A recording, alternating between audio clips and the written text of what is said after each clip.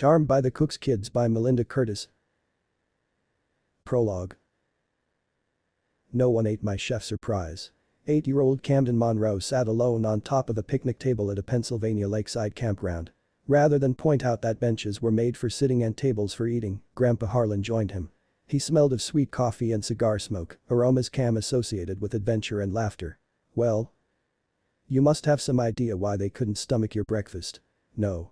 Cam glared at the green gas cookstove and the large frying pan caked with burned eggs. "Cam?"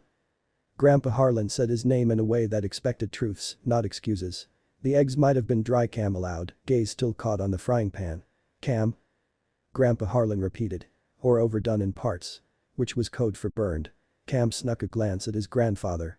The old man raised a white bushy eyebrow. "I thought the extra cheese and salt would make it taste good." Cam picked at a carved heart in the wood tabletop, but it refused to flake. It was harder than his burned eggs. Better even. He thought his 2 siblings and 9 cousins would lick their paper plates clean. If they had, he'd have said, "Surprise." And admitted the eggs weren't perfect, but he'd have spoken proudly because he'd also have fixed his mistake.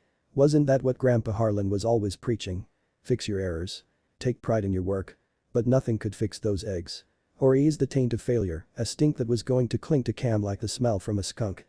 And he'd been so hopeful when everyone had scooped large portions from the frying pan. Because his cousin Holden was oldest, he'd shouldered his way to the front of the line and had been first to take a bite of Cam's egg and potato scramble. He'd shouted a warning abort. Abort. Abort. And then run to the trash can and tossed in his plate. It had landed with a thud as loud as thunder. 10 more jokes and thuds had followed. Only Grandpa Harlan had tried to finish his breakfast. Cam's stomach turned in mortification. And he hadn't even eaten his own cooking. "This is a lesson, Cam." Grandpa Harlan drew him closer, lowering his voice as if his 11 other grandchildren were near and hadn't run off to the diner down by the lake for breakfast. "You can't cover up your mistakes.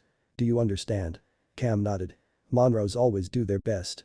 It was something his father and grandfather preached. Cam had to be perfect. Or be the butt of Holden's teasing forever.